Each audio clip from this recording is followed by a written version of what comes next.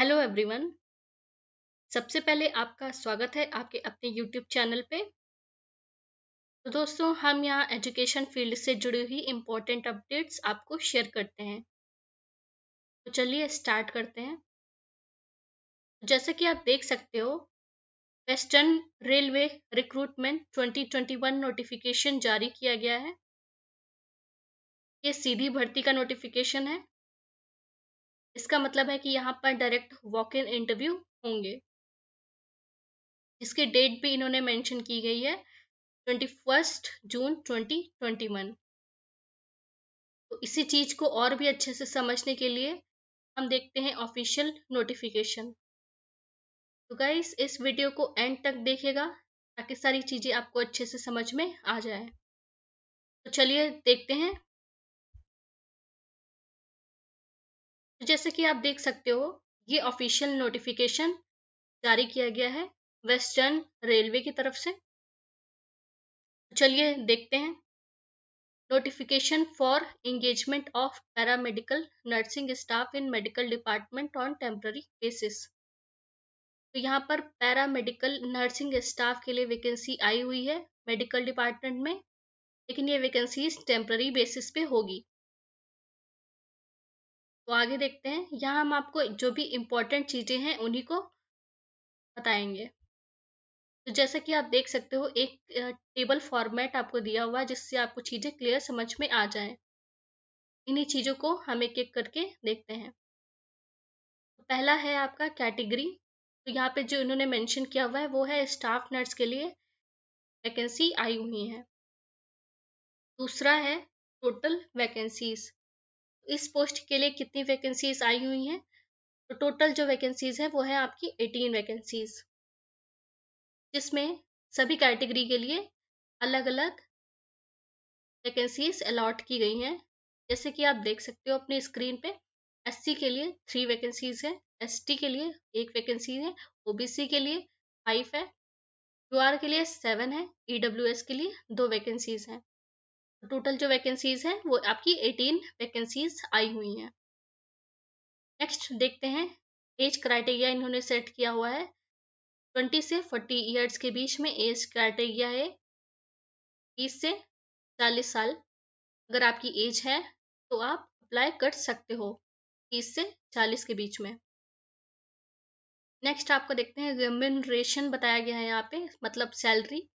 तो ये है आपकी 44,900 पर मंथ के हिसाब से बताया है इन्होंने। नेक्स्ट देखते हैं डेट ऑफ इंटरव्यू। जो अभी हमने आपको बताई, जो इंटरव्यू डेट है वो आपकी 21 जून। आई होप ये आपको क्लियर हो गया होगा। चलिए आगे देखते हैं।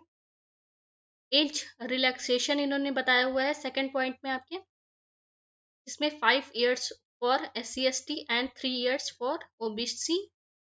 तो इन्होंने SC/ST के लिए 5 इयर्स का रिलैक्सेशन दिया हुआ है और OBC के लिए 3 इयर्स का रिलैक्सेशन दिया हुआ है।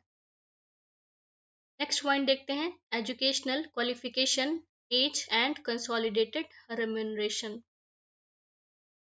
तो आप देख सकते हो स्टाफ नर्स के लिए इन्होंने क्वालिफिकेशन भी मेंशन की है। Certificate as registered nurse and midwife having passed 3 years course in general nursing and midwifery from a school of nursing. तो ये इन्होंने क्वालिफिकेशन भी मेंशन की हुई है, आप देख सकते हो नीचे भी। फिर अगर आप आगे आते हो तो आप देखोगे एज भी इन्होंने मेंशन की हुई है, ये आपके ऊपर भी मेंशन है जैसे कि अभी आपने देखा था। और नेक्स्ट आपका कंसोलिडेटेड रेम्यूनरेशन, सेम चीज इन्होंने यहाँ भी मेंशन की है। तो चलिए आगे देखते हैं। नेक्स्ट आप देख सकते हो जैसे इन्होंने टर्म्स एंड कंडीशंस भी मेंशन की हुई है। तो दोस्तों ये बहुत ही इंपॉर्टेंट है, बहुत सारे लोग इसे स्किप कर देते हैं, इसे रीड ही नहीं करते हैं पूरा। तो आप इसके हर पॉइंट को आप एक बार रीड करिएगा जब भी आप अप्लाई करने जा रहे हो या जब भी आप इंटरव्यू के लिए जा रहे हो, तो आप सारी चीज़ें देख लीजिएगा एक बार। तो ये आपकी टर्म्स एंड कंडीशंस है। नेक्स्ट है आपका हाउ टू अप्लाई। इन्होंने और भी सिंपल करने के लिए इन्होंने यहाँ पर चीज़ें भी मेंशन कर दी हैं ताकि आपको कोई दिक्कत ना हो। तो ये आप एक बार रीड कर लीजिएगा। नेक्स्ट अगर हम आगे आते हैं तो आप देखेंगे लिस्ट ऑफ डॉक्यूमेंट रिक्वायर्ड। तो यहाँ पर आपको कौन कौन से डॉक्यूमेंट्स लगेंगे ये भी इन्होंने मेंशन किया हुआ है। आप जैसे कि देख सकते हो date of birth certificate, qualifying exam passing certificate, registration certificate from respective council. तो ये सारी पॉइंट्स आप देख लीजिएगा, ये सारे ही डॉक्यूमेंट्स रिक्वायर्ड डॉक्यूमेंट्स हैं। तो आप इसे पहले ही अरेंज करके रख लीजिएगा सो दैट आपको इंटरव्यू के टाइम कोई भी इशू ना आए। नेक्स्ट पॉइंट हम आपका देखेंगे प्लेस ऑफ इंटरव्यू। तो अगर हम प्लेस की बात करें तो इन्होंने मेंशन किया हुआ है divisional railway hospital Pratap Nagar Vadodara. ठीक है, तो चाहे तो आप इसकी एक कॉपी अपने साथ रख लीजिएगा सो दैट कि जब भी आप इंटरव्यू के लिए जा रहे हो तो आपको कोई भी इशू ना आए।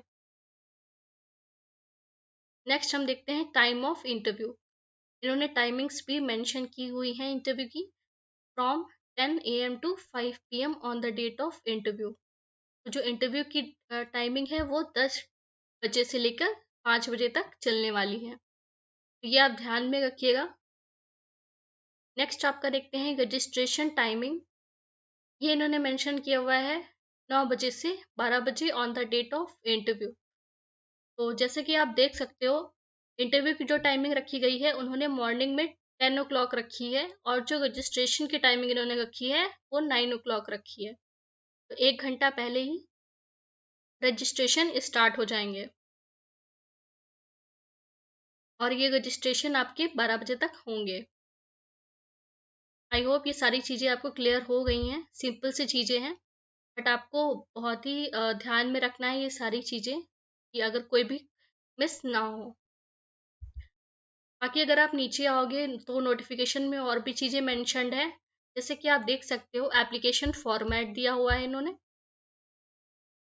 तो ये एप्लीकेशन फॉर्मेट आप कह सकते हो कि जब आप इंटरव्यू के लिए जा रहे होगे या वहाँ पे होगे तो वो एक फॉर्म देंगे जिसे हम कहते हैं एप्लीकेशन फॉर्म। तो वो आपको फिल आउट करना होता है जिसमें सारी बेसिक डिटेल्स वो आपसे मांगते हैं।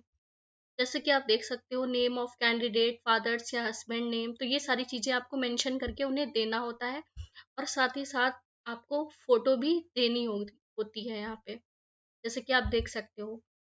बाकी आपकी पर्सनल डिटेल्स के बाद उन्हें एग्ज़ामिनेशन, ये देखिए आप एग्ज़ामिनेशन मतलब जैसे कि अपने 10th 11th या 12th की चीज़ें, ईयर ऑफ पासिंग क्या है, नंबर ऑफ अटेम्प्ट या परसेंटेज इन्होंने पूछा हुआ है, तो ये सारी चीज़ें भी आपको इसमें मेंशन करके उन्हें देनी होंगी। आई होप ये आपको क्लियर हो गया होगा। नेक्स्ट आप देखेंगे इन्होंने एक्सपीरियंस भी मांगा हुआ है, तो अगर आपने ऑलरेडी कहीं जॉब की हुई है तो उसकी चीज़ें भी आपको यहाँ पे मेंशन करनी होंगी। एट लास्ट अगर आप देखोगे तो यहाँ पर ये सारी एक बार पढ़ लीजिएगा जो भी मेंशन्ड है यहाँ पे, उसके बाद ही साइन करिएगा।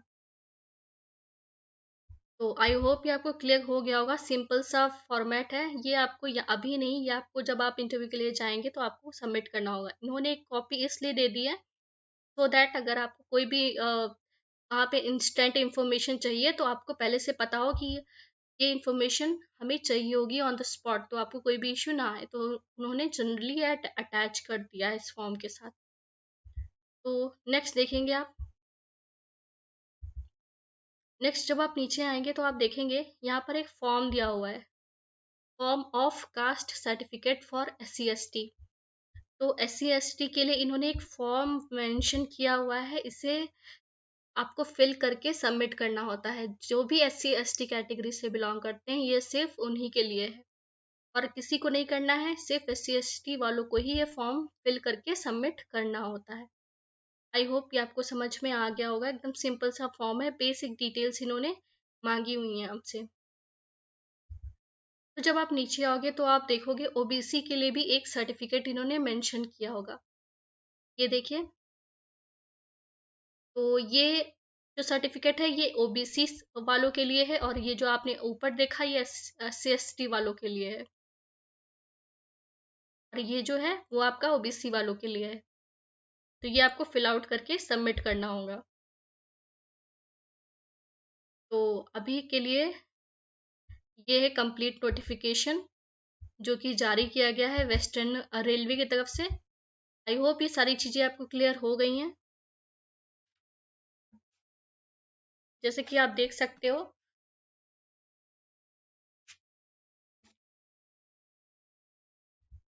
तो गाइस अभी के लिए इस वीडियो में बस इतना ही। और अगर आप अन्य और भी इंटरेस्टिंग टॉपिक्स पर वीडियोस चाहते हैं तो नीचे कमेंट बॉक्स में लिख सकते हैं। अगर आपको ये वीडियो पसंद आई तो अभी लाइक और सब्सक्राइब करिए। तो मिलते हैं आपको नेक्स्ट वीडियो में। तब तक के लिए थैंक यू। Good night.